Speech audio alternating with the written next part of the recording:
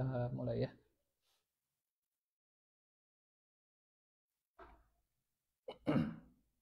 A'udzu billahi minasyaitonir rajim. Bismillahirrahmanirrahim. Assalamualaikum warahmatullahi wabarakatuh.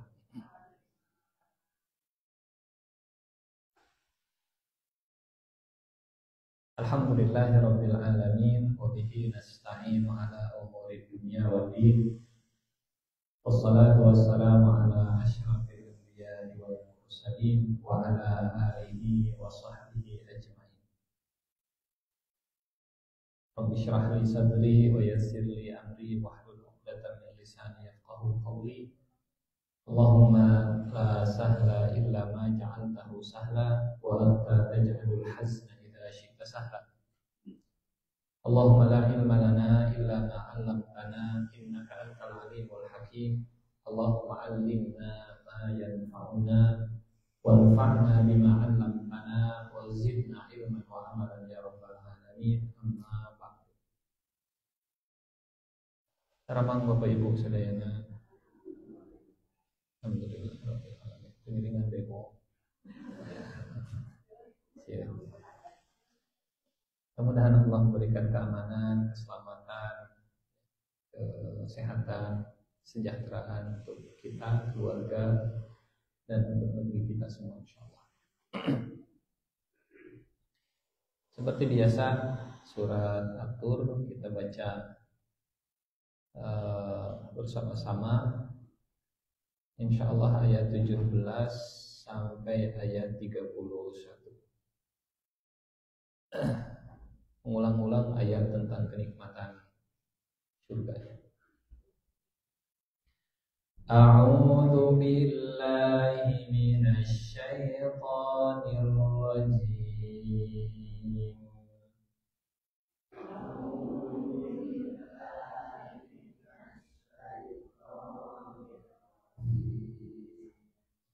Bismillahirrahmanirrahim.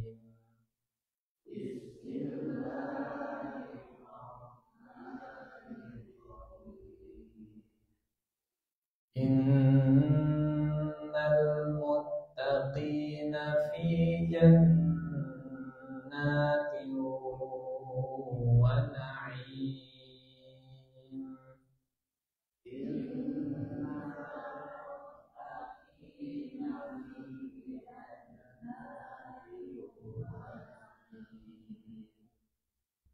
Fakihina bima atahum rabbuhum wa waqahum rabbuhum adzabal jahim.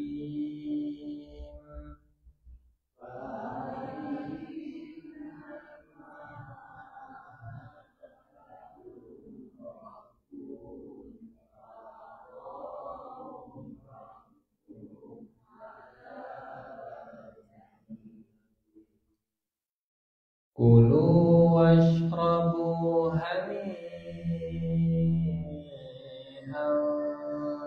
bima kuntum ta'malun.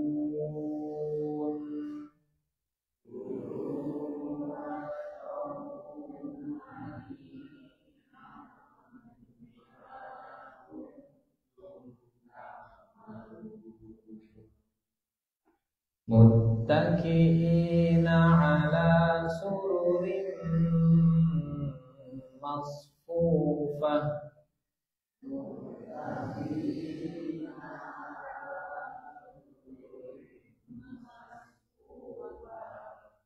Wa zawwajnahum bihurin 'ain.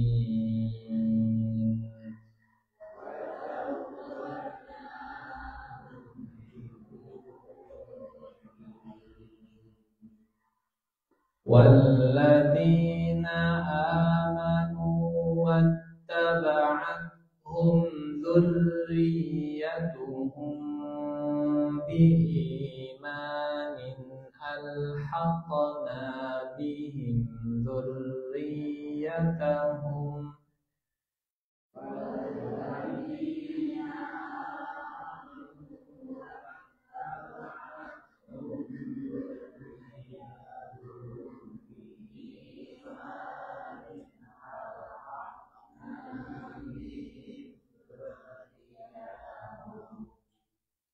وما ألتناهم من عملهم من شيء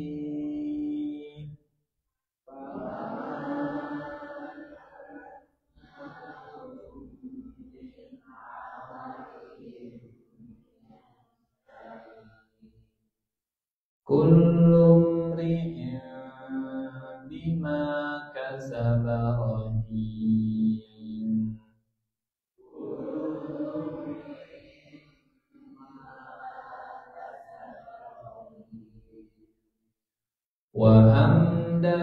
وأمددناهم بفاكهة ولحم مما يشتهون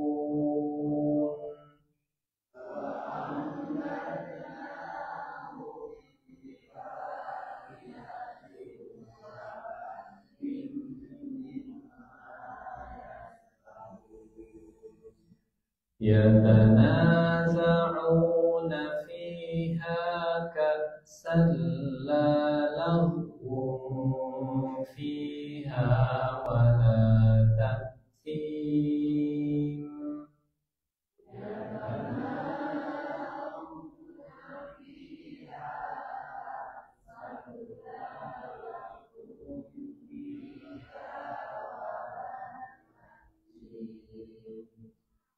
ويطوف عليهم غلمان لهم كأنهم لؤلؤ مكنون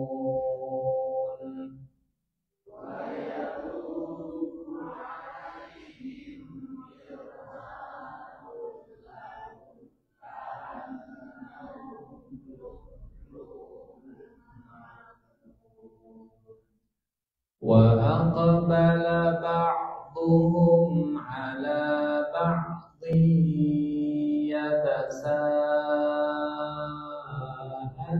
يتساءلون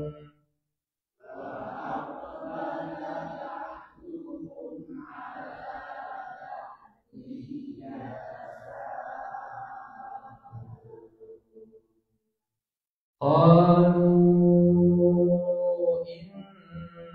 إنا كنا قبل في أهلنا مشفقين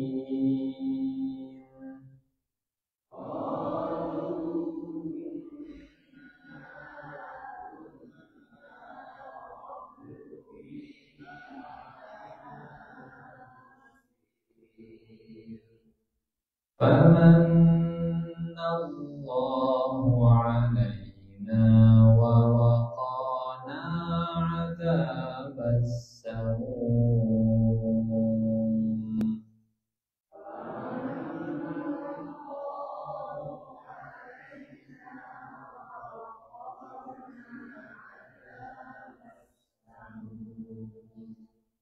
إنا كنا من قبل ندعوه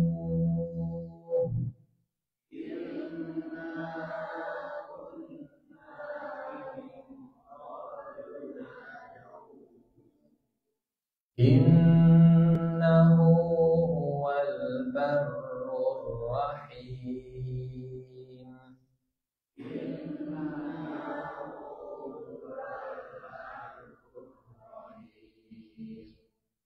فذكر فما أنت بنعمة ربك بكاهن ولا مجنون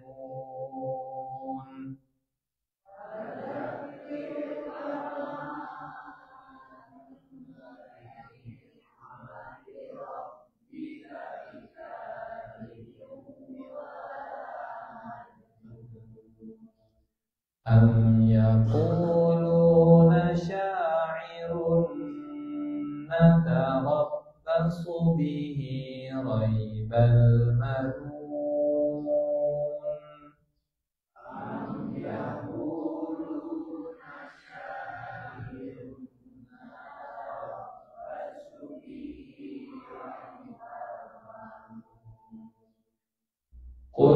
tarabbasu fa inni ma'akum minal mutarabbisin.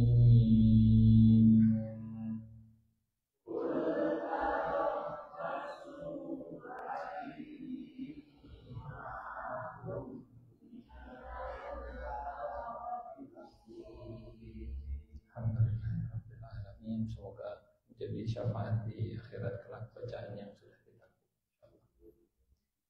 Terakhir kita sampai ayat 29 ya. Betul. Wallahu a'lam.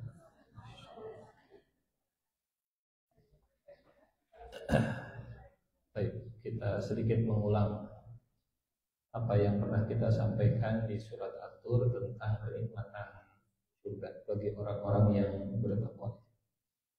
Beberapa nikmat yang Allah ulas, beberapa nikmat yang Allah sampaikan tentang kenikmatan surga di pertemuan terakhir. Pertama, suasana sukacita dan pesta meriah, hidangan yang mewah, betul ya. Wa amdadnahum bifakihatin wa lahmin mimma yashtahun. Para penghuni surga disuguhi berbagai macam fakihah, buah-buahan yang lezat, dan daging-dagingan yang mereka inginkan. Mau daging ayam, daging kambing, daging sapi, daging ikan, daging burung, semuanya diberikan, disajikan, bukan untuk memenuhi kebutuhan, karena penghuni surga tidak ada kelaparan. Mereka makan sebagai bentuk kemewahan dan kenikmatan murni. Sudah kita sampaikan ya. Yatanaza'una fiha ka'sa. Mereka saling digambarkan saling berebut gelas. Tanazu', naza'a itu mencabut sesuatu dengan agak keras. Wan nazi'ati gharqa. Malaikat yang mencabut nyawa dengan keras. Tapi suasananya bukan suasana kasar, suasana penuh dengan keceriaan, karena konteksnya keluarga yang sedang berkumpul di surga. Walladzina amanu wattaba'atuhum. Jadi, cik bapak nyobian, cik mamah nyobian, cik ibu nyobian, cik adik nyobian, aku nyobain. Ini jatana sama. Suasana sangat akrab, jauh dari, dan mereka bisa berinteraksi langsung, ceria, nampak. Percakapan mereka tetap terjaga. Kadang orang kalau sudah bahagia suka lupa dengan kata yang terucap dari mulutnya, kepleset saking bahagianya. Akhta'a min syiddatil farah. Nabi membuat perumpamaan orang yang taubat itu seperti, pernah dengar hadisnya ya? Nabi membuat perumpamaan orang yang taubat seperti seorang pengelana bawa onta, bekal semuanya ada di sana, kemudian istirahat di bawah pohon. Ternyata ontanya kabur, cari ke sana sini nggak ketemu, sudah pasrah, meninggal dunia. Bekalnya nggak ada, ontanya nggak ada, sudah akhirnya balik lagi ke tempat pohon tadi, istirahat di sana, dan dia bangun, ya, ternyata ontanya ada. Kemudian orang ini saking gembiranya, dia bilang, ya Rabb, Engkau adalah hambaku dan aku adalah Tuhanmu. Anta abdi wa ana rabbuk. Saya Tuhanmu dan Engkau adalah hamba. Akhta'a min syiddatil farahi. Kata Nabi, dia ngomong salah saking bahagianya. Kemudian kata Nabi, sungguh Allah lebih berbahagia daripada orang yang kehilangan onta. Kemudian ontanya balik lagi. Kalau kita kehilangan dompet, aduh di mana dompetnya tadinya, muter. Ternyata dia mengembalikan, iya dompetnya. Alhamdulillah, memang kamu pemilik dompet yang baik. Akhta'a min syiddatil farah. Tapi di surga, sebahagia-bahagianya, seindah-indahnya, bagaimanapun mereka bersuka cita, la lahun wa la ta'thimun. Tidak ada perkataan yang sia-sia. Ini biasanya identik dengan kebahagiaan. Wala ta'thim, dan juga tidak mengandung dosa. Canda tawa mereka tetap cerdas, ya. Tidak menyebut tolol ke orang lain, tidak. Tos.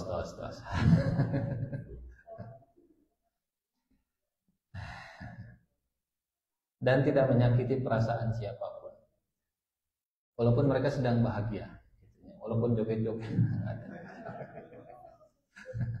La laghun fiha wala. Kemudian ayat berikutnya, wa yatufu alaihim ghilmanul lahum ka'annahum lu'lu'um maknun. Dan akan mengitari mereka, akan tawaf di sekitar mereka ghilman, para pelayan muda yang awet di usianya, berkeliling menyajikan hidangan, digambarkan dengan sangat indah seperti lu'lu' maknun, mutiara yang tersimpan.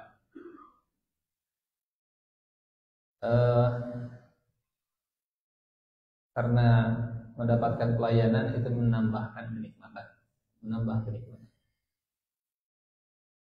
Kemudian di ayat berikutnya, ini sudah kan ya kita sampaikan di pertemuan sunnah. Sudah, sebagian ada yang sudah. Wa aqbala ba'dhum 'ala ba'dhin yatasaalun. Dan mereka saling berhadap-hadapan kemudian saling bertanya tentang berbagi kisah hidup di masa lalu saat di dunia, apa saja yang sudah dilakukan, bagaimana pengalaman, kok bisa sampai ke surga begitu. Neng di dia. Ibu di dia. Kumaha ceritana baheula di dunia. Wa aqbala ba'dhum, mereka berhadap-hadapan. Dulu kita sampaikan penghuni surga itu mereka enggak ada masalah satu sama lain sehingga bisa duduk hadap-hadapan. Tanda kalau kita lagi ada masalah, tanda hati kita sedang ada sesuatu, kalau kita nggak bisa duduk berhadap-hadapan dalam waktu yang lama, betul ya? Karena kita sampaikan ini, lagi naik angkot, tiba-tiba si ibu eta naik, kiri, kenaon, hoream sa mobil dengan si ibu eta. Hingga di surga nggak ada istilah ya Allah daripada sa surga jeung si eta mah ya Allah taikeun ka luhur lah. Sudah dicabut semua ghil, sudah dicabut semua emosi negatif yang ada di dunia. Di surga nggak ada lagi cemburu, di surga nggak ada lagi kesal, di surga nggak ada lagi iri hati dan seterusnya.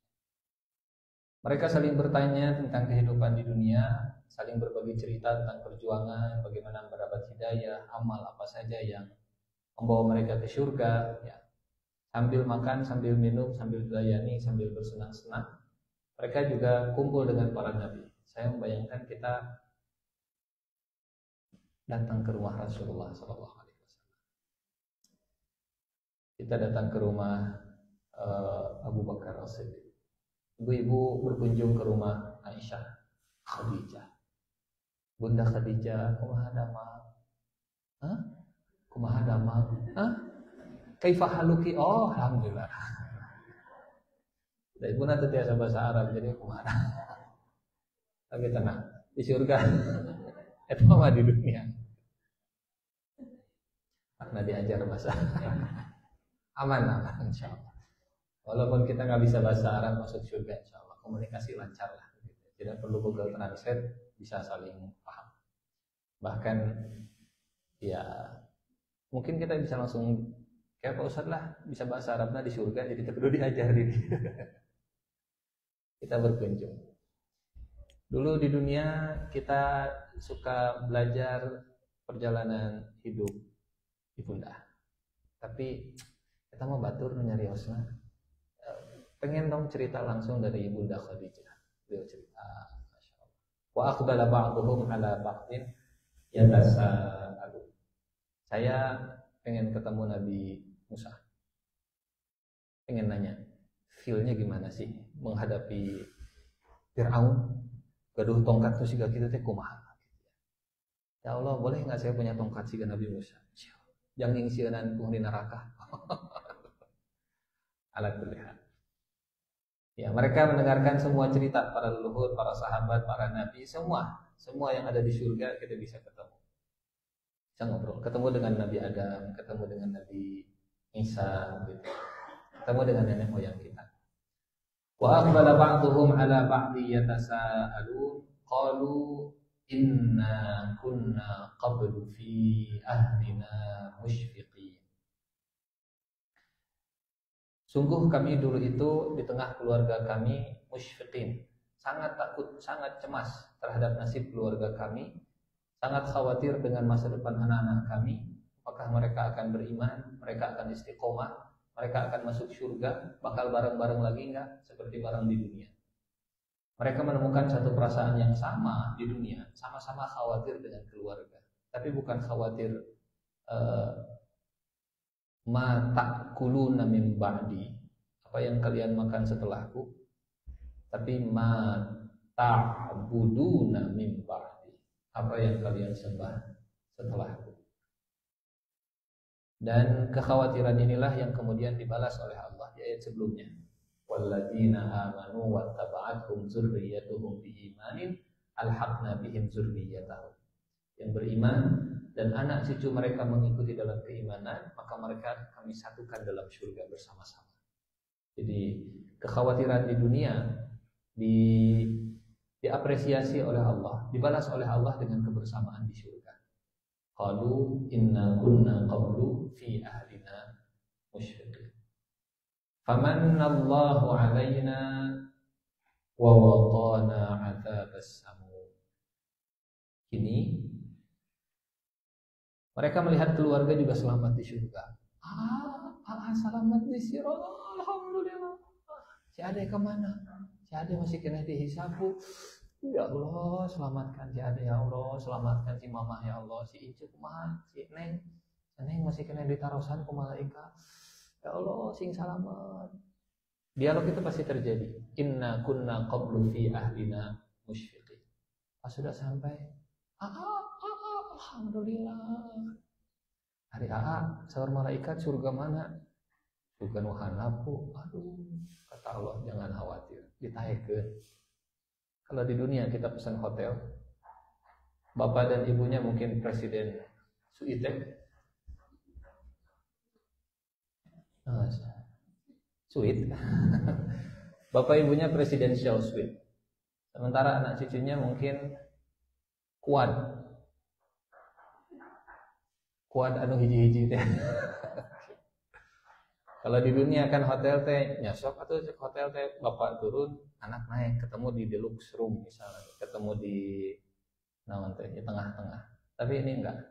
Anaknya mungkin dapat hotel kamarnya yang kuat hiji-hiji, setiap kasurnya semuanya naik di presidential suite. Famannallahu alaina wa waqana 'adzabas samum. Allah memberi karunia kepada kami dan memelihara kami dari azab neraka yang apinya sangat panas. Bapak Ibu punten.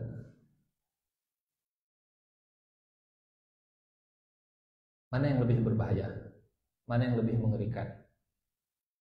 Negara rusuh atau api neraka? Mana yang lebih mencekam? Akhirat dan neraka atau kekacauan, malapetaka, penjarahan, tembak-tembakan dan konflik di dunia? Dulu Abu Lahab, ya, Rasulullah kan naik ke atas bukit Sofa pagi-pagi. Kemudian kata Rasulullah Sallallahu Alaihi Wasallam, kumpul, ada bahaya. Wasabaha, bahaya. Orang-orang kumpul. Ada apa Muhammad? Kumpul, bahaya. Ada apa? Kumpul. Orang yang nggak bisa datang kirim utusan. Ada apa? Kumpul, bahaya. Setelah semua kumpul, kata Nabi, kalian percaya kalau di balik bukit Sofa ini ada pasukan berkuda yang akan menyerang kita? Ara'aitum law anna khairan khalfa hadzal wadi turidu an tughira 'alaikum akuntum musaddiqin. Kalian percaya bahwa hari ini bakal ada demonstrasi besar-besaran dan semua jalan diblokir dan pembakaran? Kalian percaya? Kurang lebih begitulah teman zaman ayeuna begitu.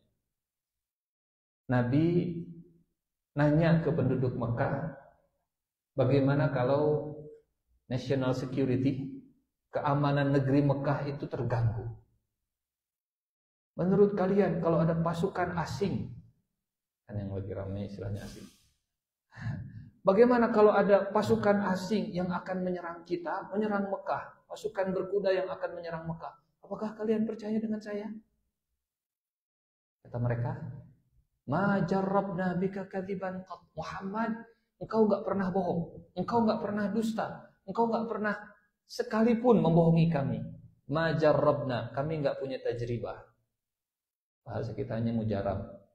Mujarab itu dari bahasa Arab mujarrab. Mujarrab itu artinya pengalaman, experience. Majarrabna, kami nggak punya experience, kami nggak punya pengalaman.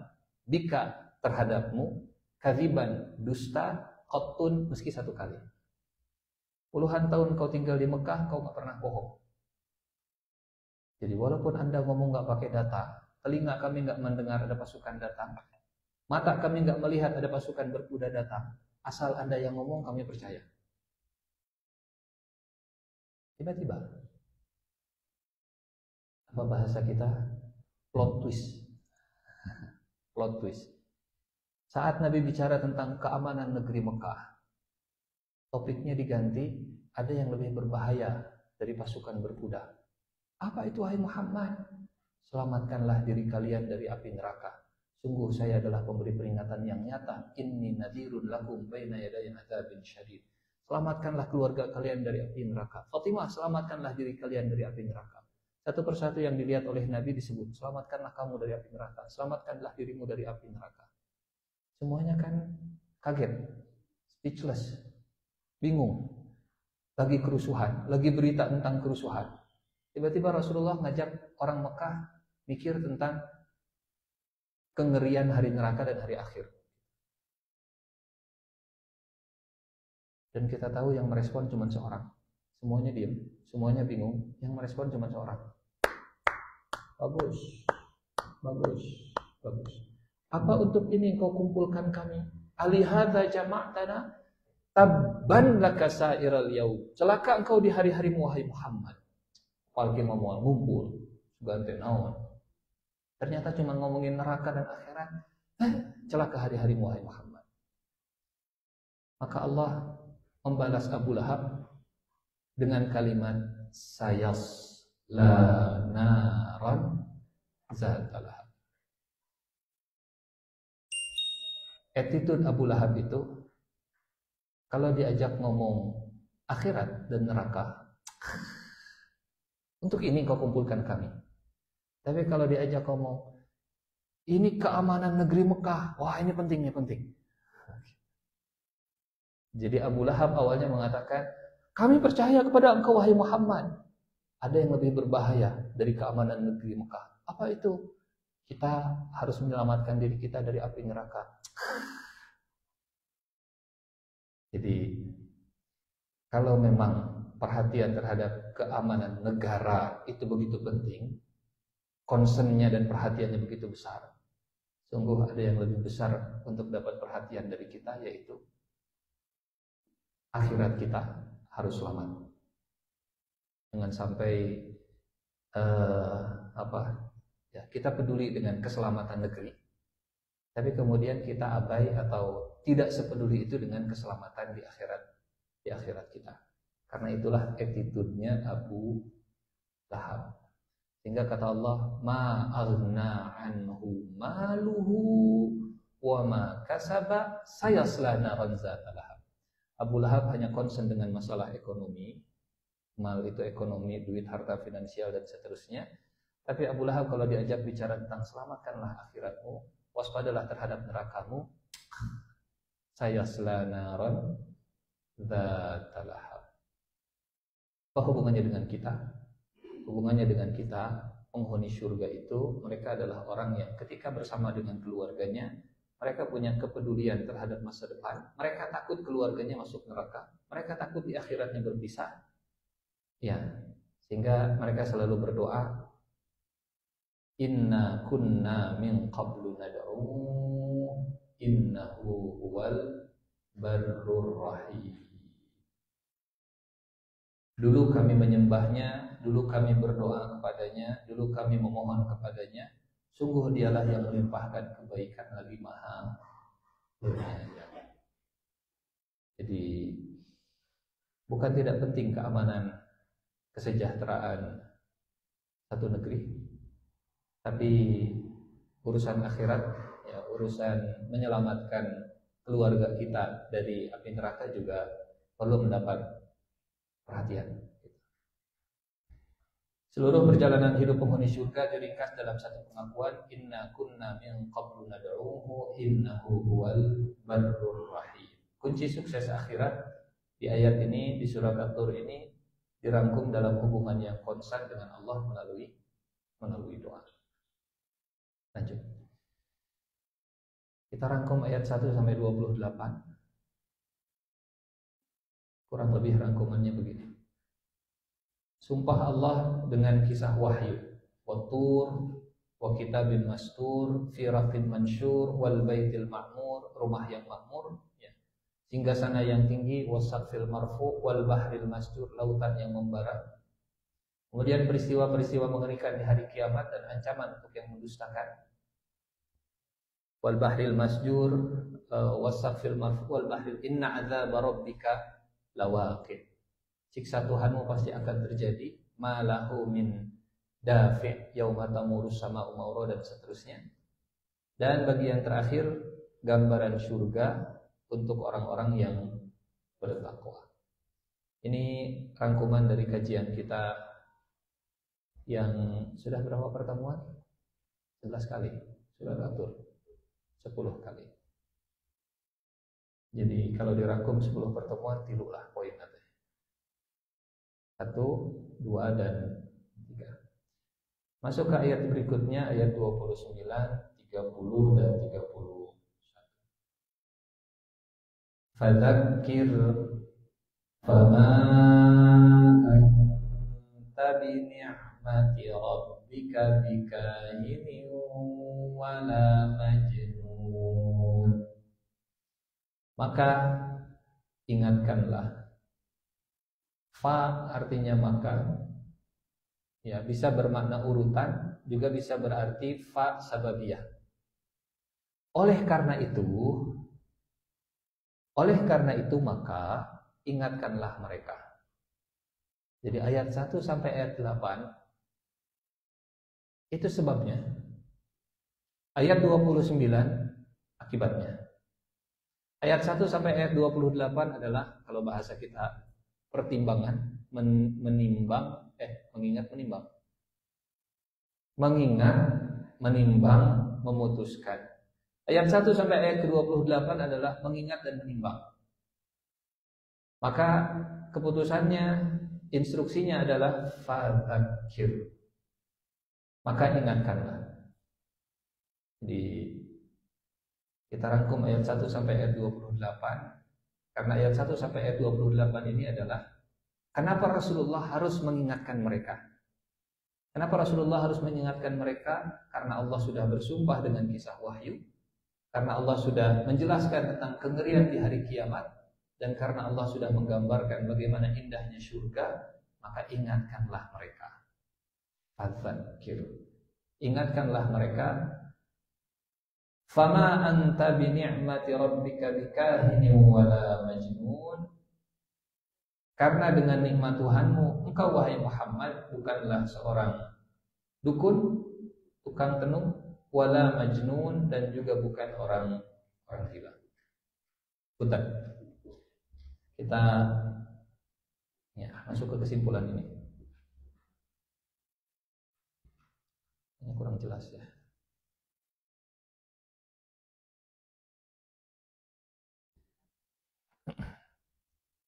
Sumpah. Setelah sumpah, siksa neraka, siksa hari kiamat, siksa akhirat. Setelah siksa, surga. Setelah itu, maka berikanlah peringatan. Jadi ternyata sebelum Rasulullah diperintahkan untuk memberi peringatan, yang pertama kali ditanamkan adalah surga neraka, surga neraka, surga neraka, surga neraka. Karena pondasi aturan di dalam hukum Islam adalah surga dan neraka. Filosofinya adalah surga dan neraka. Akarnya untuk menguatkan pengamalan dan aplikasi dalam ajaran Islam adalah surga dan neraka. Kata Aisyah, ini hadisnya riwayat Aisyah, yang meriwayatkannya Aisyah dalam hadis riwayat Baihaqi, Innama unzila awwalu ma unzila minhu suratun minal mufassil fiha dzikrul jannati wan nar. Yang pertama turun dari Al-Quran itu surat-surat yang rinci, yang berisi peringatan tentang surga dan neraka, menyebut surga dan menyebut neraka. Hatta idza saban nasu ilal islami nazala al-halal wal haram. Sampai keislaman manusia itu kokoh, baru turun tentang halal dan haram. Apa itu halal dan haram? Ini boleh, ini tidak boleh, kerjakan ini, jauhi ini dilarang, ini tidak dilarang. Aturan itu turunnya setelah surga dan neraka. Kenapa?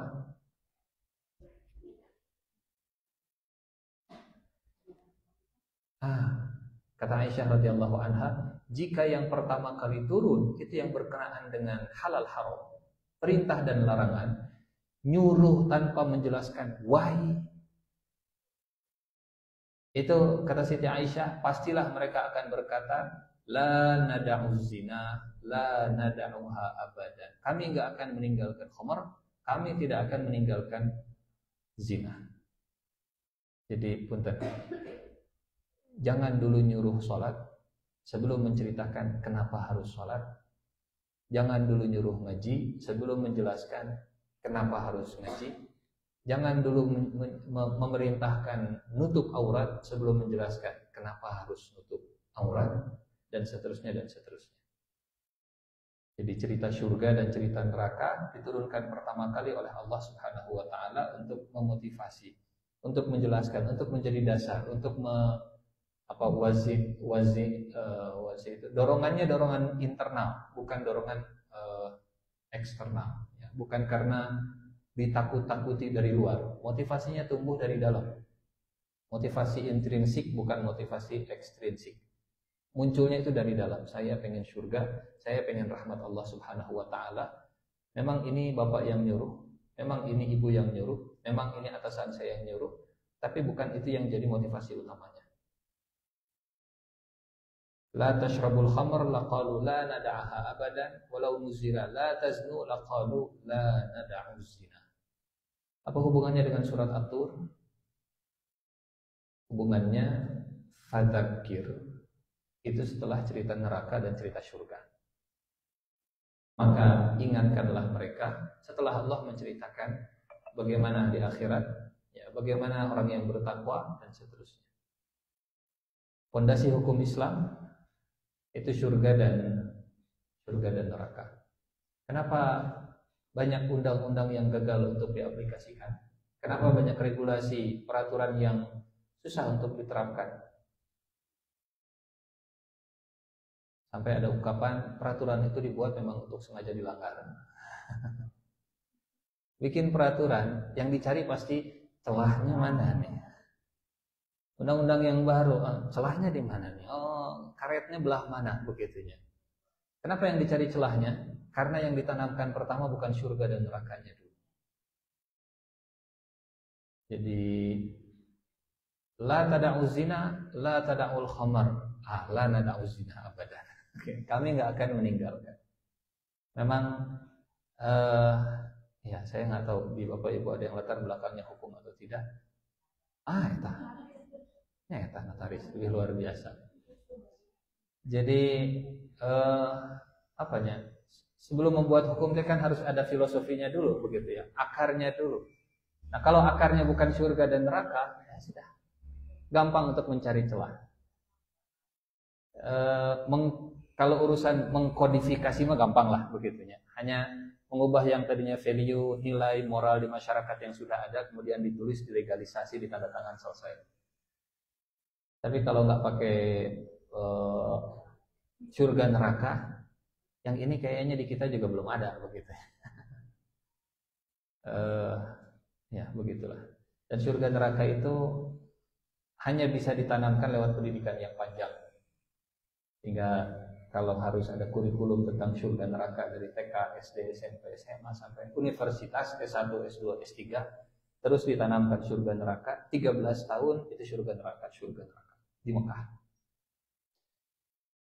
Ya, pondasi hukum Islam adalah surga neraka. Kata Aisyah radhiyallahu anha. Baik. Kita lanjut. Fadzakir, maka ingatkanlah.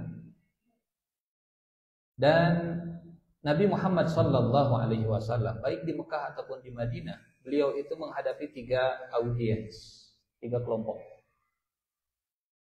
Kalau di Madinah jelas, ada muslimnya, ada musyriknya, ada munafiknya.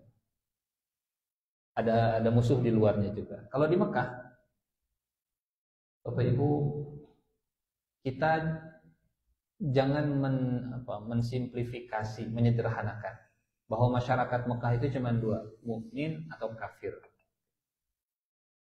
Karena yang paling besar secara jumlah, bukan secara pengaruh, itu selalu yang di tengah-tengah. Yang mukmin, para sahabat itu minoritas. Yang kafir, yang nyerang Rasulullah Shallallahu Alaihi Wasallam, yang memusuhi, yang koar-koar, yang jadi dalang, yang jadi motor, yang jadi penggerak dan seterusnya, itu sedikit. Nah, yang tengah-tengah ini yang banyak. Yang tengah-tengah ini yang masih wait and see begitu. Nah, hanya menang kira-kira siapa ya kira-kira yang benar. Mereka masih meraba-raba.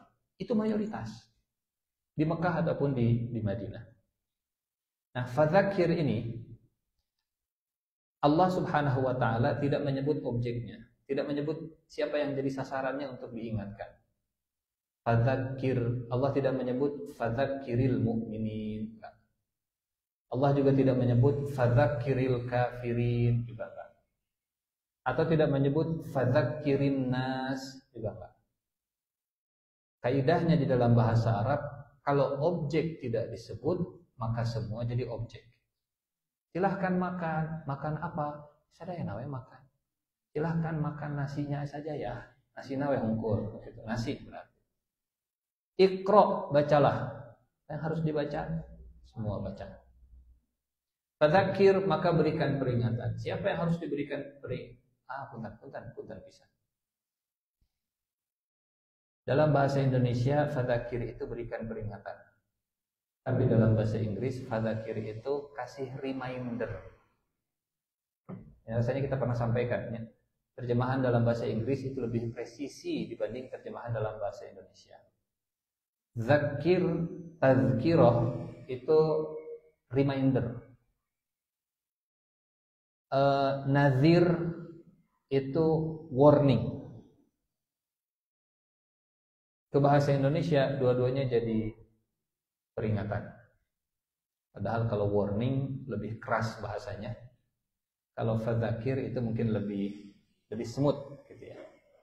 Kalau surat peringatan SP1 masuknya warning atau reminding? SP1, SP2, SP3 langsung tanpa paklaring. Warning atau reminding? Warning. Bahasa kita surat peringatan. Jadi bahasa Al-Qur'annya juga kalau reminding itu zakir, tazkirah, ya, zikir mengingat, zikir ingat Allah. Tapi kalau warning itu lawan katanya kabar gembira, basyiran wa nadhiran. Kabar gembira dan warning tadi, pemberi peringatan. Fadzakir, maka berikanlah peringatan. Kepada siapa berikan peringatan? Kepada orang yang beriman, kepada orang yang kafir, dan kepada para penonton, kelompok yang netral. Bagi orang yang beriman, peringatan ini memperkuat, mengisi kembali iman mereka yang mungkin melemah karena tekanan di Mekah. Ingatkan. Karena pressure itu sering membuat orang jadi ngadaleo. Ditekan itu membuat orang yang tadinya sirotol mustaqim jadi sirotol muntaqim nantinya. Jalan orang-orang yang balas dendam gara-gara ditekan, bukan mustaqim lagi tapi jadi muntaqim. Pengingat bagi orang yang beriman, memperkuat, mengisi kembali iman mereka, ya, meluruskan lagi, mengkalibrasi. Tadinya kita akan ihdinas siratal mustaqim. Tapi di sini cuma 0,1 deviasinya. Seiring dengan waktu bisa menjauh. Fazakir, ingatkan lagi, Pak, Bu, palih dia jalanna. Oh siap nih, kolde. Agak leong deui sedikit, Pak, Bu, ka dia jalanna. Fazakir, kembali diingatkan. Dan majelis ilmu seperti ini termasuk bagian dari fazakir, kembali mengingatkan. Yang kedua, fazakir bagi kelompok yang netral, bagi kelompok yang nonton, bagi kelompok yang angin-anginan, bagi kelompok yang sahayuna, bagi kelompok yang wait and see. Pengingat bagi kelompok seperti ini menanamkan benih kebenaran di hati mereka yang mungkin baru tumbuh di kemudian hari. Karena setiap orang sudah dilahirkan dalam keadaan fitrah. Aplikasi imannya itu sudah pre-installed saat dia lahir. Sudah ada aplikasi bawaan yang bernama iman. Tinggal diklik-klik, tinggal diingatkan, tinggal di reminder, insya Allah imannya akan tumbuh. Tugas Nabi hanya menyiram, tugas Nabi hanya sekedar tadzkir. Ya, mudah-mudahan orang-orang seperti ini juga akan sadar. Dan para penentang, orang-orang yang kafir, konsistensi menyampaikan reminder kepada mereka menunjukkan keteguhan pesan. Nabi tugasmu hanya mengingatkan, ingatkan lagi, ingatkan lagi, ingatkan lagi. Mereka keras kepala. Kalau yang di tengah mereka kan angin-anginan, kumaha arus lah. Kalau yang di sini mereka keras menolak. Jadi akhirnya Pak kuat-kuat, lebih kuat Rasulullah yang terus mengingatkan atau lebih kuat mereka yang terus menentang?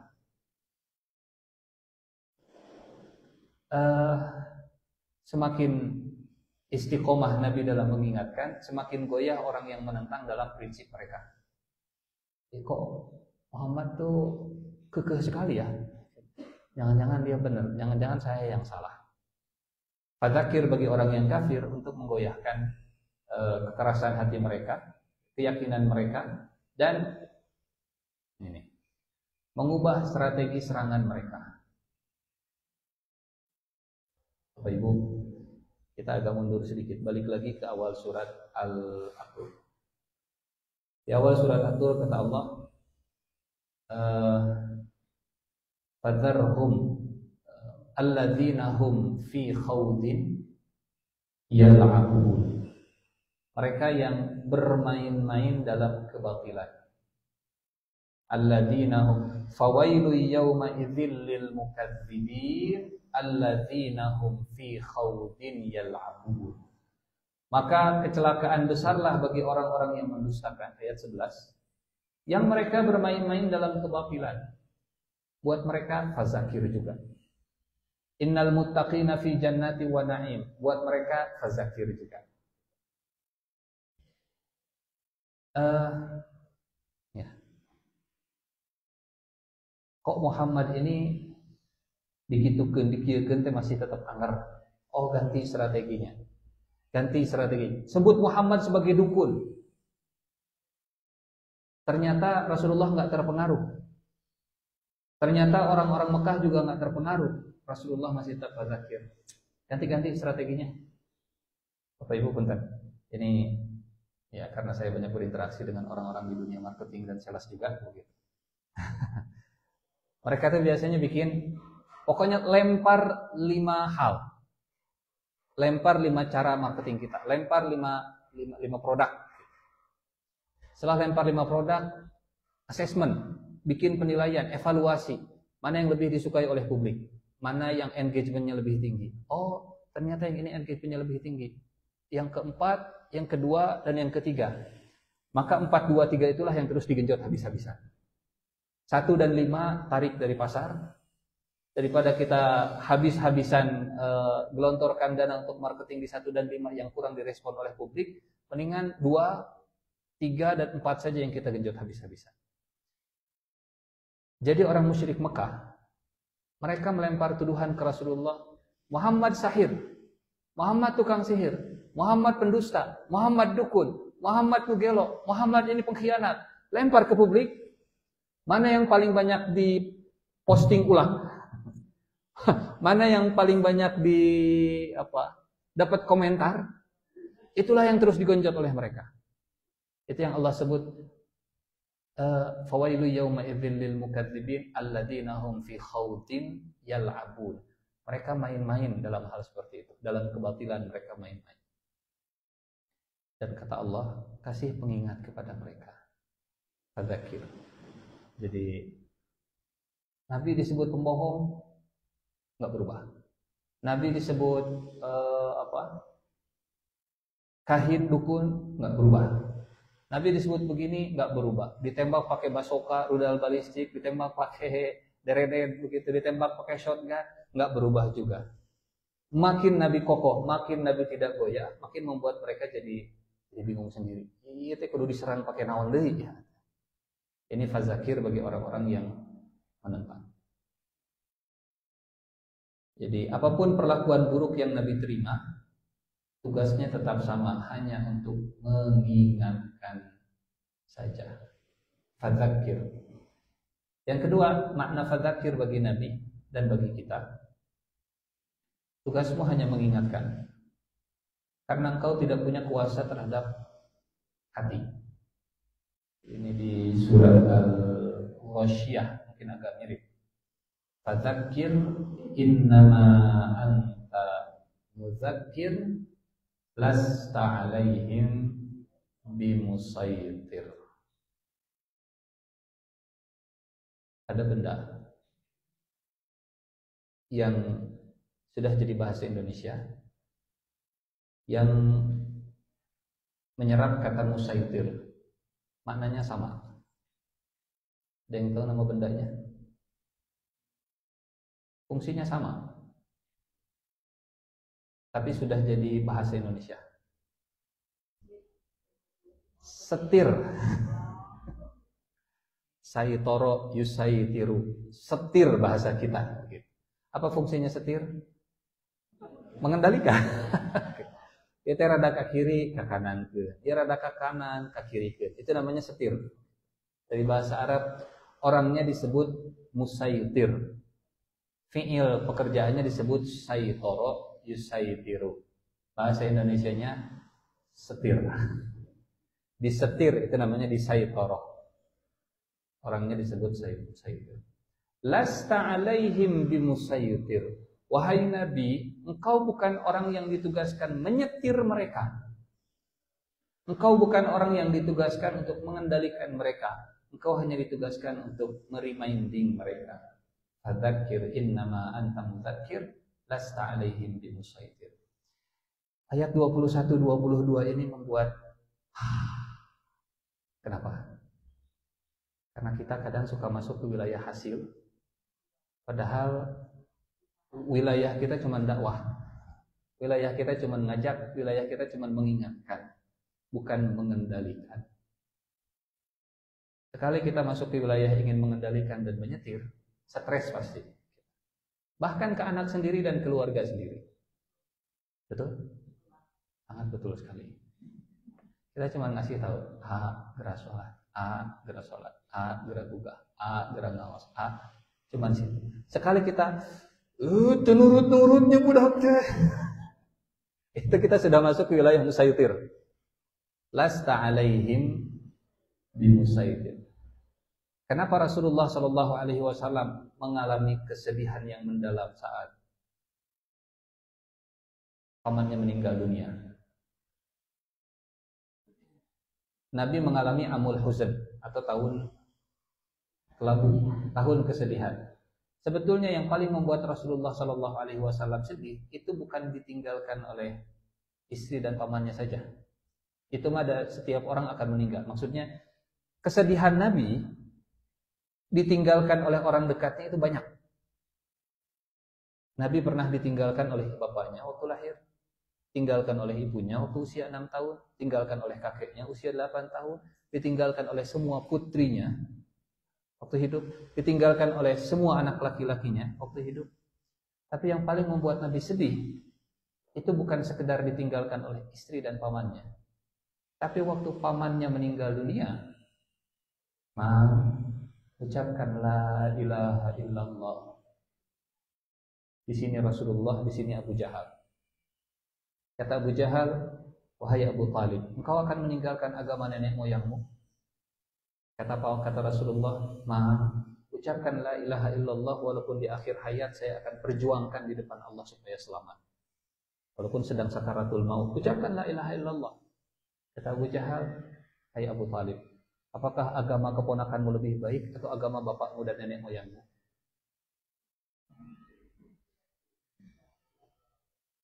Sampai akhirnya Abu Talib meninggal, ala millati Abdul Muttalib. Saya tetap di agamanya Abdul Muttalib. Itu yang bikin Rasulullah paling sedih. Paling sedih. Orang paling dekatnya. Gitu. Tapi kemudian Allah menghibur Nabi dengan surat Al-Qasas. Surat Al-Qasas ini turun untuk Nabi, ya, supaya Nabi tidak masuk ke wilayah musaytir, tapi tetap berada di wilayah muzakkir, memberi peringatan. Persisnya surat Al-Qasas di ayat berapa itu? Innaka la tahdi man ahbabta walakinnallaha yahdi man yasha. Ayat ini turun menghibur Rasulullah terhadap pilihan Abu Talib. Sesungguhnya engkau 56. Innaka la tahdi man ahbabta walakinnallaha yahdi man yasha. Kamu tidak bisa memberikan hidayah karena hati tidak ada dalam kuasamu. Tugasmu hanya sekedar mengingatkan saja. Fadzakir innama anta mudzakir lasta alaihim bimusaytir. Ya, tidak bisa menguasai hati. Yang dimaksud adalah musaytir hati. Kalau musaytir badan mah gampang. Mengendalikan orang badannya itu paling mudah. Tapi mengendalikan pikirannya dan perasaannya itu paling susah. Sholat, sholat, digusur, sholat di dia gampang. Tapi kalau apakah hatinya bisa dipegang? Tidak bisa. Lasta alaihim bimusaytir. Fadzakir innama anta mudzakir. Fadzakir fama anta bi ni'mati rabbika bikahin. Baik. Karena manusia butuh diingatkan. Punten, Bapak Ibu, apa bedanya fadzakir dengan fa'allim? Ingatkan dengan ajarkan. Apa bedanya? Kenapa Allah tidak mengatakan fa'allim fama anta bi ni'mati rabbika bikahinin? Ajarkan mereka. Bukan ajarkan, reminder mereka. Karena manusia sudah punya pengetahuan tentang sesuatu. Setidaknya pengetahuan tentang fitrah, pengetahuan tentang Allah, pengetahuan tentang alastu bi rabbikum qalu bala syahidna. Ya, pengetahuan tentang konsep ketuhanan. Inilah yang diingatkan oleh Nabi, inilah yang diingatkan ke orang beriman, ke orang kafir, ya, ke orang-orang yang netral.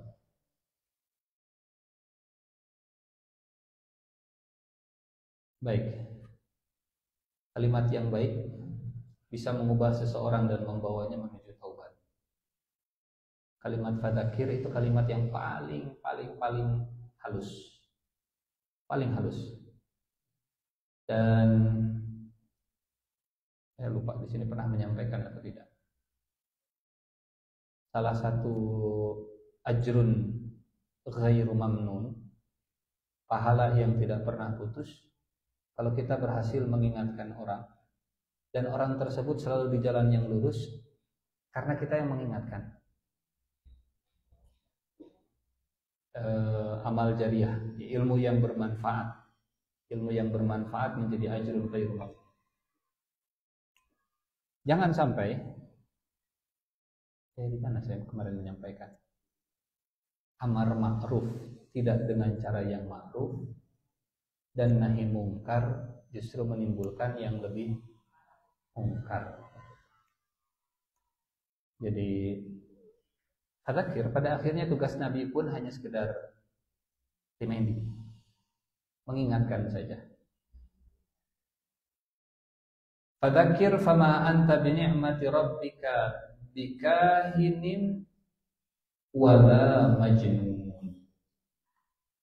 Maka berikan peringatan karena engkau dengan nikmat Tuhanmu itu bukan seorang kahin dan juga bukan seorang majnun, bukan orang gila.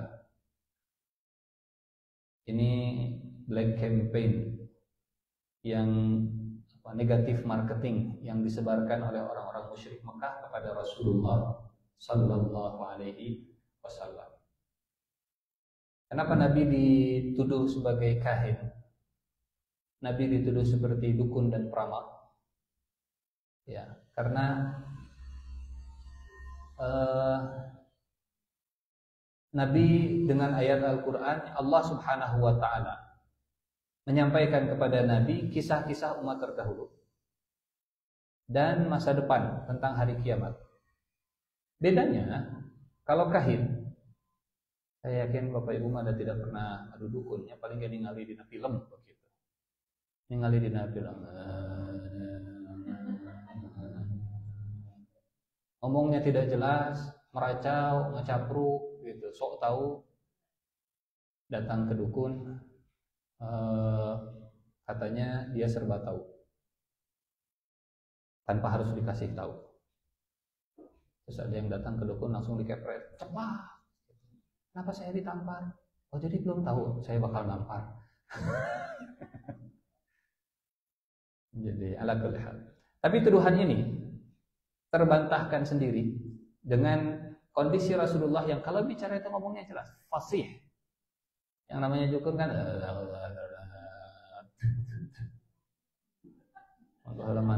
ada mbah dukun sedang ngobatin pasiennya, konon katanya sakitnya karena diguna-guna dan seterusnya lah. Tuduhannya lemah karena Nabi kalau bicara sangat jelas. Bahkan kata Abu Bakar itu seorang akademisi. Abu Bakar itu intelektual, diakui ilmunya, dikenal sebagai Nasabul Arab, dikenal sebagai pujangga, dikenal dengan orang yang sangat intelek. Tapi saat Nabi bicara, Abu Bakar itu, ya Rasulullah, ma afsah kalama, begitu fasih kata-katamu ya Rasulullah. Nabi diberikan karunia jawami'ul kalim, kemampuan untuk merangkum makna yang banyak dalam kata-kata yang sederhana. Hingga saat Nabi dituduh kahin, dukun, iya mak peramal begitu. Nah, terbantahkan sendiri. Oh kalau begitu majnun. Fadzakir fama anta bi ni'mati rabbika bikahinin wala majnun. Kalau begitu Muhammad ini majnun, kerasukan, orang gila. Namanya orang gila. Gak mikir aurat, gak mikir konsekuensi, gitu ya. Gak pakai baju juga biasa saja, dan orang juga akan memaklumi. Beda gelo, bukan gelo bahasa kita mana? Ada GJ, ada GJ, oleh gun, cina. Kan ada oleh gun, iya, cina. Oleh gun, ya. Tapi kalau Nabi memang olegun, kalau tuduhan itu benar, kenapa mereka begitu concern kepada Nabi? Kenapa mereka begitu perhatian kepada Nabi? Kenapa mereka begitu terganggu dengan kata-katanya Nabi? Kenapa saat Nabi mengatakan la ilaha illallah, mereka marah begitu? Kan beda nukelo iya, terbantahkan sendiri begitu dengan sikap mereka. Kan biasanya nukelo mah nukelo iya. Tapi mereka tersinggung. Mereka marah disebut Tuhan itu cuman Allah, Lata, Uzza, Manat, bukan Tuhan. Aneh begitu ya. Disonansi kognitif non pokoknya mah begitu. Ngomongnya gila, nuduhnya gila, tapi marah dengan omongan orang gila. Puanu gelo teh manehna.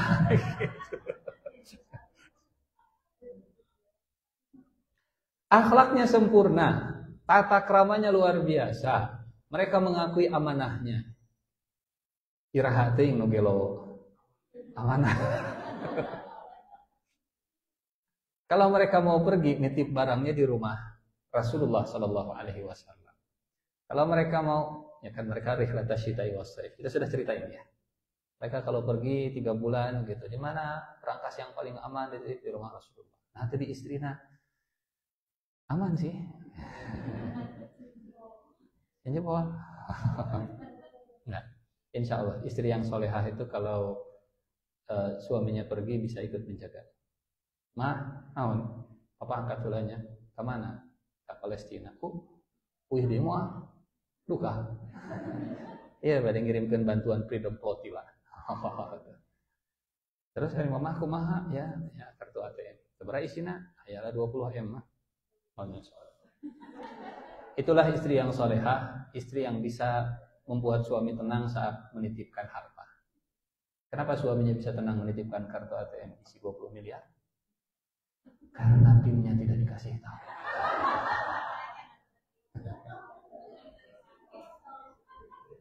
Ini tipe hongkong.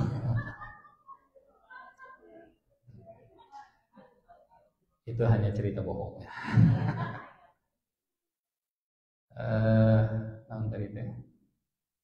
Oleh Gun. Ada juga yang menuduh Rasulullah Shallallahu Alaihi Wasallam dengan tuduhan syair. Am yaquluna syairun natarabbasu bihi raibal manun. Ataukah mereka mengatakan bahwa Muhammad seorang penyair? Kenapa menuduh Rasulullah penyair? Karena mereka nggak bisa menyaingi keindahan bahasa Al-Quran. Sebutlah penyair, selebritis, cari popularitas,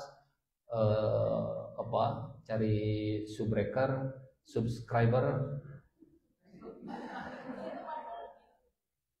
shopbreaker. Biasa ada orang mah shopbreaker. Gampang. Shopbreaker, peredam kejut. Shopbreaker manawan. Ala kulli hal. Tuduhan ke Rasulullah ada 3 di surat At-Tur ini. Ngomong masa lalu, masa depan, dukun. Ngomong kaditu kadieu ngelantur, ngelo. Bahasanya ini bahasa Muhammad sedang cari popularitas. Namanya penyair pada masanya itu selebritis.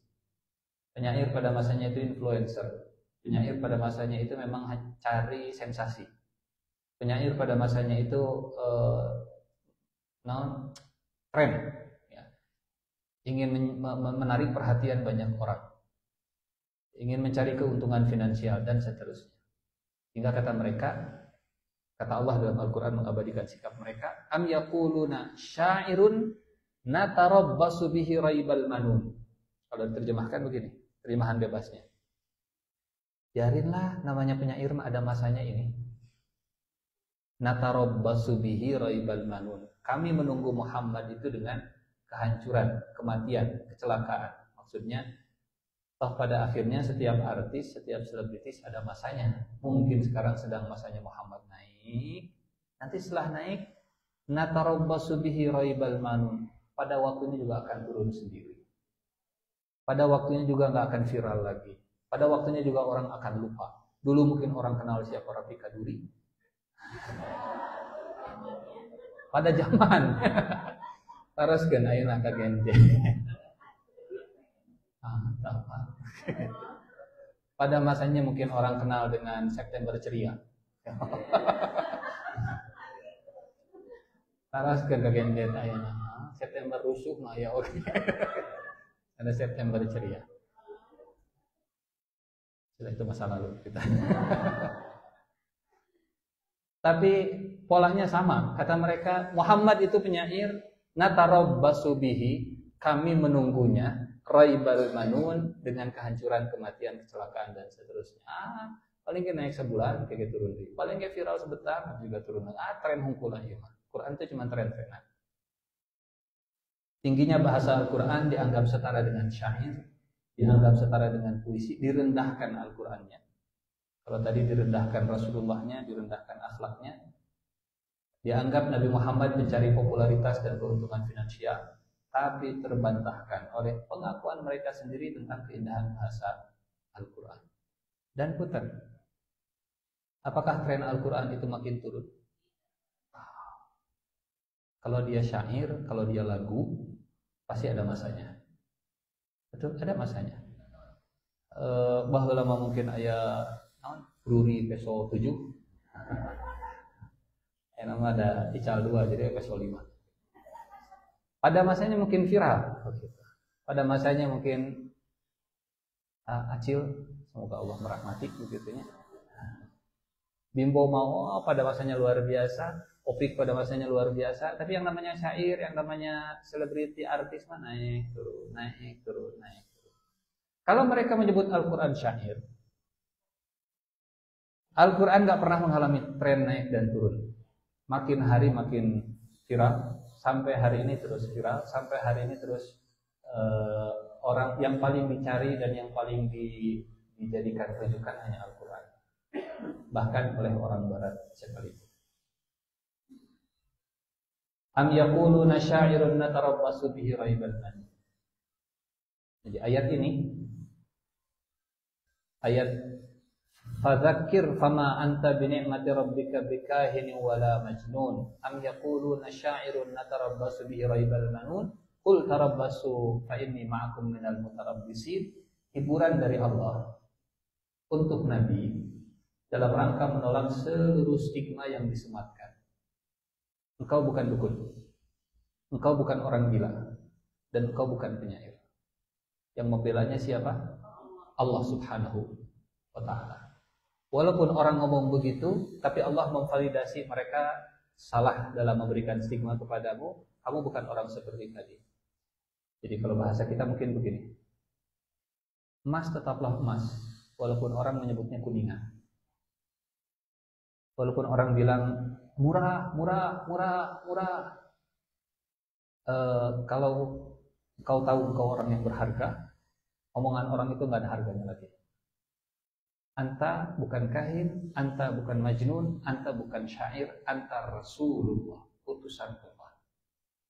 Jadi antara persepsi orang dan aslinya kita itu terwakili oleh situasi Rasulullah SAW di ayat ini. Orang boleh bilang begini, orang boleh bilang begitu, orang boleh punya persepsi begini dan begitu. Kita yang lebih tahu dan Allah lebih tahu tentang siapa diri kita. Siapa diri kita sesungguhnya. Kebenaran tidak berubah karena tuduhan atau pujian. Betul? Fadzakir fama anta bi ni'mati rabbika bikahinin wala majnunin am yaquluna sya'irun natarabbasu bihi raibal manun. Yang paling gampang agak leong karena tuduhan atau karena pujian biasanya. Pujian. Bapak Ibu, dulu ada film Bad Cop, Good Cop.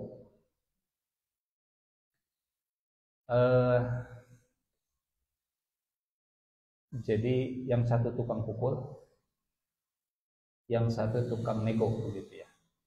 Yang satu caranya keras, yang satu caranya lembut. Yang keras ataupun yang lembut, yang mukul ataupun yang nego, dua-duanya sama-sama satu tujuan. Orang itu akan lebih mudah nagaleong kalau sudah dipukuli, setelah itu dibaiki. Ngaku, jabret, ngaku. Untuk saya bantu, ngaku. Datang yang kedua, sudah, saya mau mualan dulu. Babaturan saya masih gak gitu, kalakuana. Sudah, saya mau bagus. Ya, we. Supaya kamu nggak sakit lagi. Iyalah, nah kita naon teh ya kooperatifnya. Tapi setelah dipukuli, punten, ini kejadian di zaman Rasulullah SAW. Beliau dihina, beliau dicaci, beliau dimaki, beliau diintimidasi, beliau dikriminalisasi, beliau diganggu. Setelah selesai masa itu, datang orang-orang musyrik Mekah, hai Muhammad, daripada ribut wae urang teh nya, sudahlah, kieu we. Kamu mau jadi orang paling kaya?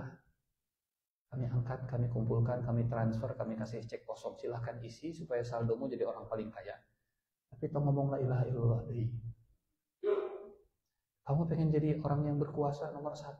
Gampang. Kami punya kenalan orang dalam, gampang lah, cincai. Tapi nanti kalau kamu sudah punya kuasa, jangan ngomong la ilaha illallah lagi. Atau kamu ingin wanita cantik, kami carikan. Tapi nanti setelah dapat wanita cantik, tolong tutup mulut, jangan la ilaha illallah lagi.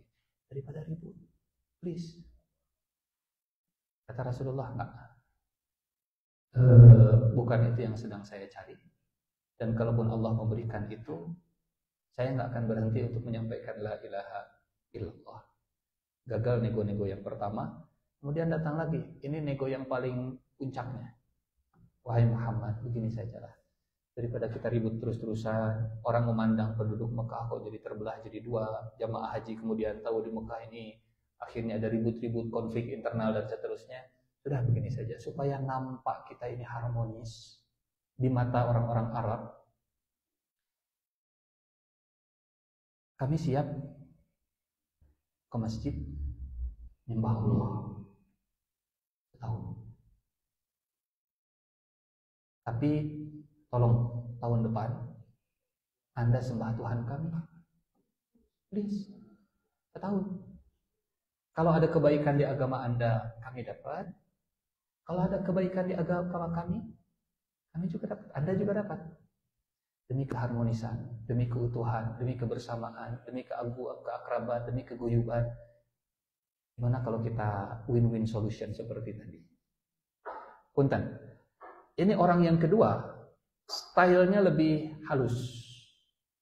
Orang yang pertama, stylenya itu main pukul, main gejret, main caci, main maki, main tuduh, main fitnah, dan seterusnya. Mana yang lebih berbahaya? Tukang pukul atau tukang lobi?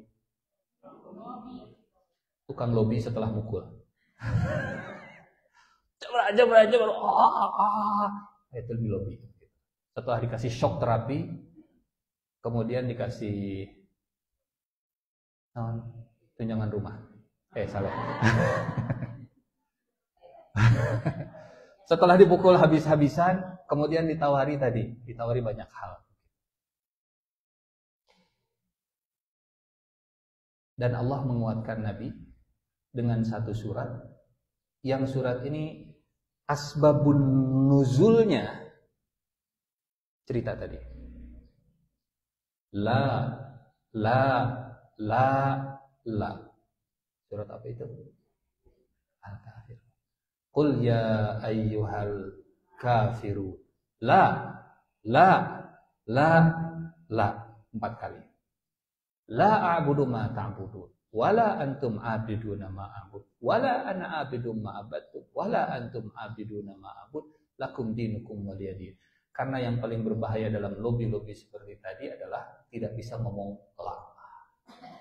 Dibantu oleh Allah, la, sampaikan ke mereka. Tapi kalau sedang disiksa habis-habisan, ngomong la itu gampang. Dan saya ini nggak suka kehul kasih tahu, dengan keteguhan iman. Tapi kalau sudah pernah dengar cerita angin puyuh, angin bohorok, dan angin sepoi-sepoi? Nah, eta. Angin bohorok. Monyet yang ada di pohon kelapa itu bertahan. Kata angin topan, bisa jadinya mau bohorok. Kadi aku saya. 10 detik dia jatuh. 10 detik nggak jatuh karena monyetnya masih bertahan di atas kelapa. Angin bohorok gagal, angin topan gagal, angin sepoi-sepoi.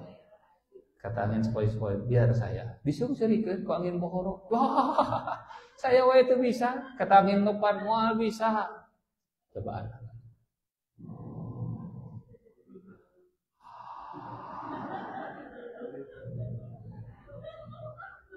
Itu monyet yang tadinya keras megang kelapa. Apa hikmahnya? Hikmahnya jangan jadi monyet. Jangan jadi. Ada angin bohorok dia kuat, dikasih angin sepoi-sepoi.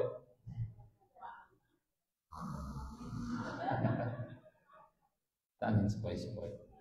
Jadi kebenaran tidak berubah karena tuduhan dan pujian, Yang paling susah itu bukan tekanan, bukan pressure sebetulnya.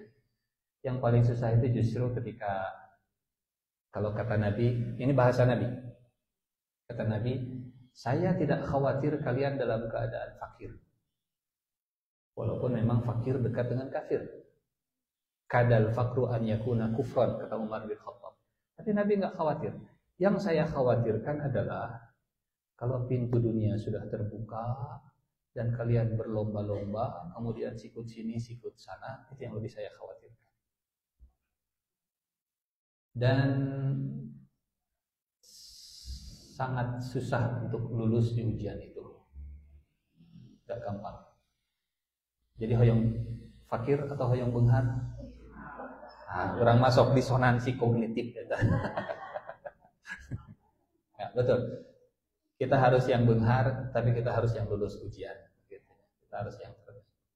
Kebenaran tidak berubah karena tuduhan atau pujian, dan memang tipu daya setan itu selalu merendahkan harga diri manusia. Beliau Rasulullah bukan, dia mah cuma seorang penyihir. Beliau Rasulullah bukan, dia seorang penyair. Beliau Rasulullah bukan, dia hanya seorang dukun.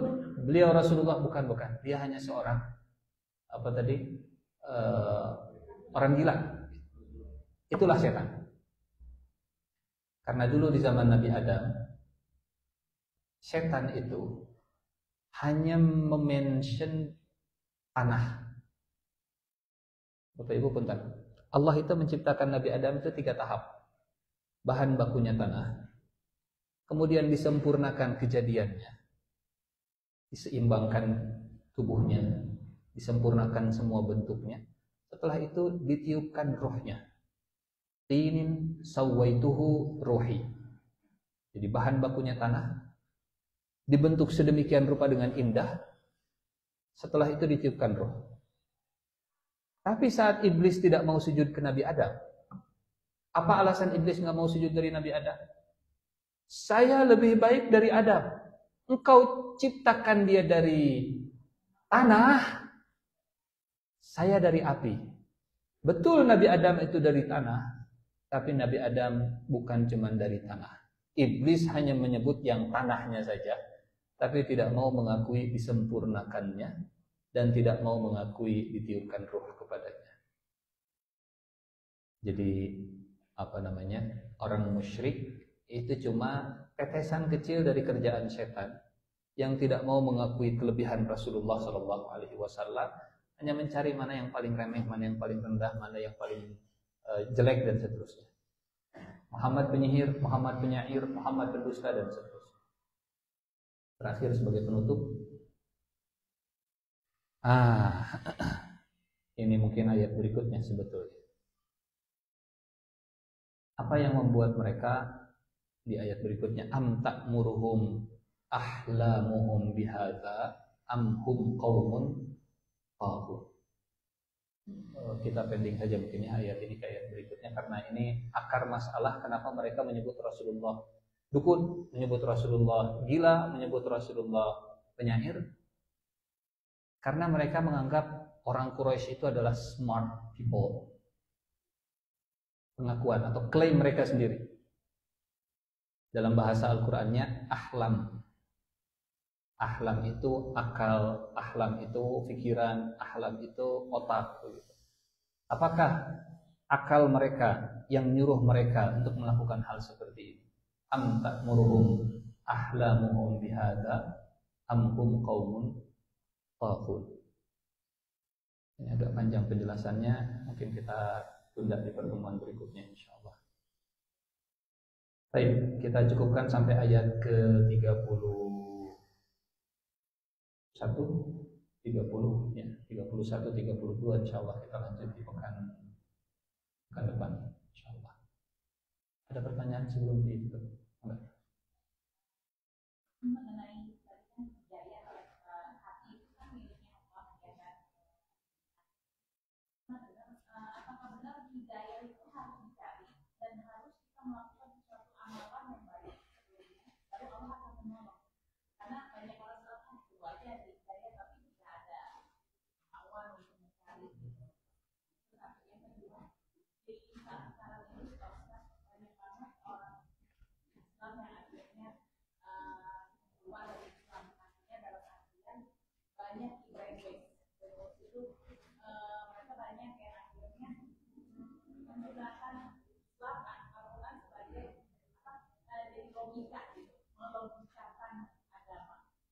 yang saya lakukan di para anak muda sekarang itu kan tidak tersaring dokter, jadi sehingga mereka banyak dampak seperti itu. Nah, bagaimana kita meyakinkan bahwa anak itu supaya jangan sampai terpengaruh, terpapar dengan hal-hal liberalisme, hal seperti itu. Yang pertama benar, karena hidayah itu satu rumpun dengan hadiah. Hadiah dan hibah itu beda. Kalau hadiah itu diberikan karena ada usaha, prestasi, kelelahan, effort, dan seterusnya kasih. Sehingga dalam surat Al-Ankabut ayat 69 kata Allah, yang berjihad, yang berjuang, yang punya effort, yang akan dikasih petunjuk ke hidayah. Walladzina jahadu fina lanahdiyannahum subulana. Hidayah itu memang harus dijemput. Dan hidayah itu maknanya ada dua. Waktu kita membahas surat Al-Fatihah dulu, hidayah itu ada dua. Pertama, hidayah itu berupa petunjuk yang sudah Allah turunkan. Bentar, ini ilustrasi supaya mudah. Saya pengen ke bandara. Dan semua petunjuk di jalan tol sudah ada. Jakarta lurus. Betul? Sudah dipasang petunjuknya. Tapi apakah kita mau mengikuti petunjuk itu? Jadi hidayah itu ada hidayah berupa petunjuknya, ada hidayah berupa hati yang mau mengikuti petunjuknya. Kalau hidayah Allah ngasih petunjuk, itu sudah selesai, sudah tuntas. Al-Quran itu hidayah, hadis Nabi itu hidayah, pengajian itu hidayah, bahkan alarm di dalam fitrah kita itu juga hidayah. Terus saya kok ngerasa nggak nyaman, ya itu hidayah dari Allah. Tanda kita mungkin kurang istighfar, tanda kita mungkin kurang dekat dengan Allah, tanda kita mungkin ada sesuatu yang bukan hak kita yang diambil, itu hidayah. Tapi mau direspon atau tidak, itu juga butuh hidayah lagi. Jadi dua makna hidayah, sebagai petunjuk dan sebagai hati terbuka untuk mau mengikuti petunjuk. Kata Google Maps 3 kilo belok kiri, aku mas saya lurus. Petunjuknya sudah ada, tapi mengikuti petunjuknya dia nggak mau. Ini satu. Jadi apakah betul hidayah harus dijemput? Betul. Hidayah harus dijemput, diusahakan kita membuka hati kita untuk menerima petunjuk yang sudah Allah sampaikan. Kemudian yang kedua, Islam logika. Apakah Islam dan logika bertentangan? Tidak. Tapi yang berbahaya adalah kalau ketika logika itu nggak nyampe, Islamnya yang dikalahkan. Itu yang bahaya. Karena dalam Islam itu dua-duanya, jangan khawatir Islam dengan logika, karena Islam selalu logis. Tapi ketika akal sudah sampai pada titik saya belum paham, berarti Islam ini harus disesuaikan dengan pemahaman saya. Itu yang nggak boleh. Contoh, Isra dan Mi'raj. Pada masanya mungkin nggak logis. Tapi hari ini Isra mudah untuk difahami. Dengan pesawat jet tempur dan seterusnya begitu ya. Tapi untuk Mi'raj, Mi'raj itu hanya bisa diterima bukan dengan logika, tapi dengan iman. Hanya dengan iman. Jadi ada satu titik di mana akal itu mentok karena belum dibuka oleh Allah. Belum nyambung gitu otak. Misal begini. Ada mindset orang itu dalam masalah ekonomi. Banyaknya populasi itu bisa membuat persaingan semakin sengit dan sumber daya alam semakin menipis. Itu mindset kelangkaan yang dibangun. Padahal mungkin secara logika nya oke-nya, bener oke-nya gitu kan. Bumi itu terbatas, dari manusia terus bertambah. Nya oke-nya, bener oke ya teori scarcity mindset, gitu, mindset kelangkaan. Tapi ada satu titik di mana iman itu yang harus bicara. Allah punya kemampuan untuk memberi rizki yang otak itu masih belum kepikiran. Contoh, zaman dulu yang namanya medsos itu belum bisa jadi sumber rizki. Zaman sekarang orang pakai medsos, orang pakai YouTube itu sudah bisa jadi jalan pemasukan tersendiri. Betul. Zaman dulu sebelum Allah ngasih ilmu tentang minyak bumi, punten, minyak bumi di zaman Rasulullah sudah ada belum? Sudah ada. Kapan minyak bumi kemudian jadi komoditas dan jadi sumber rezeki? Tahun 70-an, 60-an lah begitu. Minyak bumi ketemu di sini, di sana dan seterusnya. Ilmu ditambah lagi oleh Allah. Nikel, lithium, baterai sekarang begitu. Jadi ilmu lagi. Neng AI.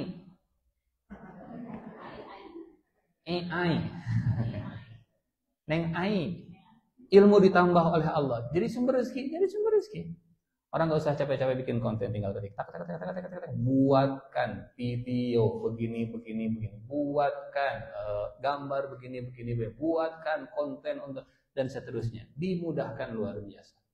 Tapi hati-hati jangan pakai AI untuk menggambar Rasulullah Sallallahu Alaihi Wasallam. Pak Ustadz, saya mah tidak menggambar, cuma ngetik. Kan semua datanya ada tuh di Maktabah Syamilah di apa? Asy-Syama'il Al-Muhammadiyah. Wajah Rasulullah bulat, jenggotnya tebal, dahinya lebar, matanya bulat, kulitnya putih kemerahan, jenerat. Nah itu nggak boleh. Nggak boleh. Jadi tidak boleh menggambar wajah Rasulullah ditafsirkan dengan zaman sekarang itu, memasukkan datanya untuk digenerate wajahnya dan gambarnya. Jadi jangan khawatir dengan Islam bertentangan dengan logika. Tapi ada satu titik di mana logika kita belum nyampe, yang hanya bisa memahaminya cuma pada akhirnya cuma iman ke Allah Subhanahu wa taala. Wallahu a'lam bishawab. Bagaimana menghadapinya? Banyakkan cerita, banyakkan kisah.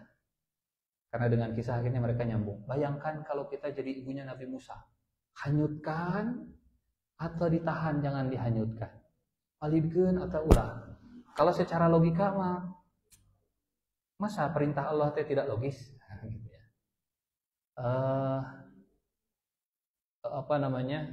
Nabi Musa terjebak di depan lautan, di belakang pasukan. Coba pikirkan mana yang logis? Nggak ada yang logis. Nyebrang nggak punya kemampuan, melawan nggak punya kekuatan. Tapi kata Allah, pukul tongkatmu ke laut. Kalau masih pakai logika, emang bisa nawan gitu tongkat? Kalau paling nggak ceret, apa ceret teh? Ceret, cepret. Tapi perintah Allah itu hanya bisa direspon dengan iman. Ikut saja dulu. Bayangkan di posisi Nabi Musa. Kata Allah, lempar tongkatmu. Pas dilempar, jadi ular. Ngibritkan Nabi Musa lari. Walla mudbiran walam yu'aqib. Kata Allah, Musa balik lagi. Pegang. Kami akan kembalikan ke bentuknya yang semula. Nah gitu. Bayangkan kita jadi Musa. Kata Allah, mana naon? Benar ya Allah? Benar. Percaya Allah atau percaya rasa takut diri sendiri? Sir maco. Iman itu tentang percaya ke Allah walaupun secara logika ada bisi maco. Ternyata pas dipegang ularnya berubah jadi tongkat lagi. Jadi pada akhirnya logika itu benar. Tapi ada titik di mana iman juga harus berbicara.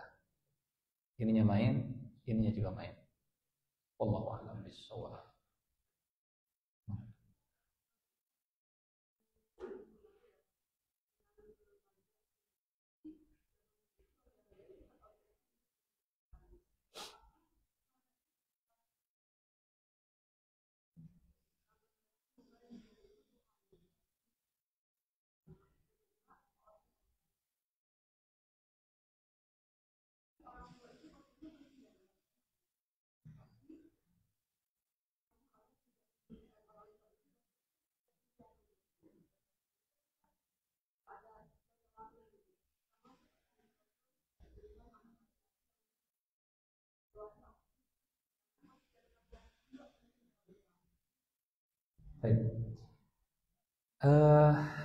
Kenapa banyak penguasa zaman dulu yang ingin mengaku jadi Tuhan?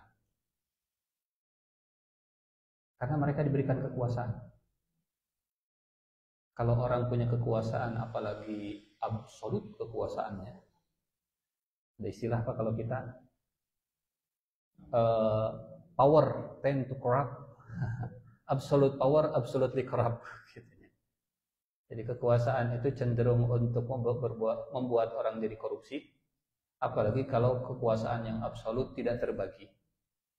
Jadi dia yang jadi hakimnya juga, dia yang jadi yang bikin undang-undangnya juga, dia juga yang jadi eksekutornya juga. Dia legislator, dia juga eksekutor, dia juga sebagai yudikatifnya.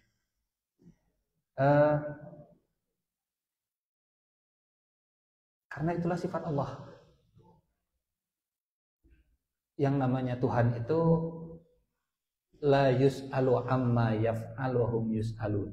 Enggak ditanya, tidak boleh disalahkan, tidak boleh dikritisi, semua yang dia sampaikan adalah benar, semua yang disampaikan harus dikerjakan, yang membantah maka dia dapat hukuman. Jadi akhirnya dorongan untuk menuhankan diri sendiri itu makin besar. Mungkin tidak harus punya kekuasaan dengan senjata. Jangan sampai saya sebagai orang tua juga saya menuhankan diri saya sendiri kepada anak-anaknya. Apa bentuknya? Pokoknya kata papa begini, papa tidak pernah salah, mama tidak pernah salah. Kalau ada kesalahan kembali ke pasal pertama. Itu namanya menuhankan kita. Karena Allah ma'al haq, ya, maha benar, dan manusia kalau sudah punya power cenderung tidak ingin disebut salah, cenderung tidak ingin dikritisi. Itulah yang disebut dengan menuhankan diri sendiri. Jadi Nabi saja itu oleh Allah disalahkan dalam beberapa keadaan.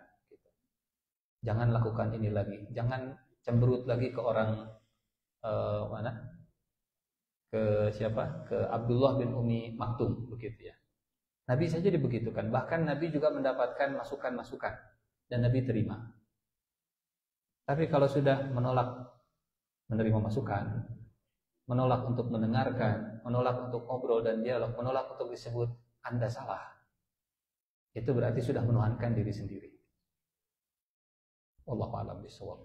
Pada akhirnya bukan karena orang dulu saja, tapi orang zaman sekarang juga kalau sudah punya power dan kondisinya seperti itu, sebetulnya menuhankan. Cuman bahasanya enggak saya Tuhan. Bahasa keadaan itu lebih fasih daripada bahasa lisan. Wallahu a'lam. Yang kedua, kenapa Nabi tidak punya orang tua? Kenapa Nabi tidak punya orang tua? Apakah peran orang tua itu hilang dalam diri Nabi? Kalau perannya tidak, karena ibunya masih hidup sampai usia 6 tahun dan sosok laki-laki itu masih tetap didapatkan oleh Nabi dari kakeknya dan dari pamannya. Kenapa nggak ada bapaknya? Untuk menutup mulut orang-orang yang akan menganggap bahwa Nabi itu dididik seperti ini karena bapaknya.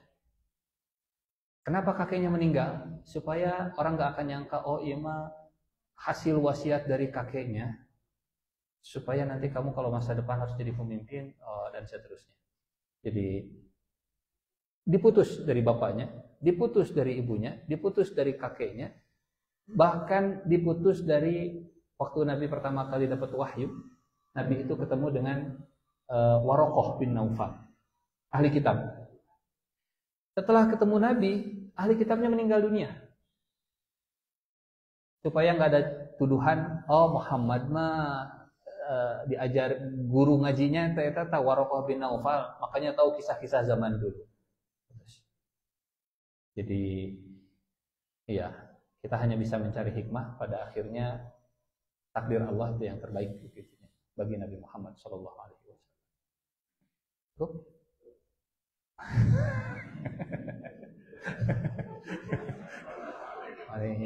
Tegel gitu. Cukup. Siap. Siap. Tenang. Gitu. Ya. Ada enggak? Di hadis Muslim disebutkan tidak ada amalan seorang pun yang bisa memasukkan dalam surga menyelamatkannya dari neraka, tidak juga dengan mencuri neraka. Tapi di surat Al-Zukhruf 72, itulah surga yang dikaruniakan untuk kalian disebabkan amal soleh kalian dulu di dunia. Nah ini bagaimana menggabungkan kompromikannya ya. Baik, pertama kita bisa beramal di dunia itu karena rahmat Allah. Itu makna yang pertama. Jadi mustahil kita bisa jadi orang beriman, mustahil kita dapat hidayah kalau Allah tidak sayang ke kita. Ini makna yang pertama. Makna yang kedua, di akhirat amal itu yang mengundang rahmat Allah. Rahmat Allah yang memasukkan kita ke dalam surga. Jadi rumusnya bukan beramal sama dengan masuk surga, tapi beramal mengundang rahmat, rahmat yang membuat kita dimasukkan oleh Allah ke dalam surga. Misal begini ilustrasinya, ada rumah yang dijual, harga rumahnya 4 miliar misalnya, rumah baru, tapi kita cuma punya duit 20.000, atau kalau kayaknya sabar tuh, cuma Pak Ustadz beri ngajual nical bumi, mohon sabar Pak Ustadz, ya 5M lah, 5M. Cuma gitu Bu, Ibu kabita, oh Ibu kabita, Ibu gaduh sabaraha, mana ya 200 juta. Ya saya hasil koreh cok ngumpul ke puluhan tahun, nah sok kadilah 200 juta kadiekeun, tah yang Ibu sertifikatna. Nah eta, gitu ya. Amalnya 200 juta, tapi rahmatnya itu yang 4 miliar 800 juta lah gitu. Jadi kita punya usaha, menunjukkan kita punya effort, ya Allah, saya pengen masuk surga, tapi dalam hati surga teh ya Allah, kan sakieu buktosna. Nya teu naon ditampi sok masuk surga. Itu makna yang kedua. Makna yang pertama, kita beramal karena rahmat Allah. Makna yang kedua, amal kita mengundang rahmat Allah di akhirat. Wallahu a'lam bishawab. Cukup? Kita tutup dengan doa kifaratul majlis. Subhanakallahumma wa bihamdika asyhadu an la ilaha illa anta astaghfiruka wa atubu ilaik. Assalamualaikum warahmatullahi wabarakatuh.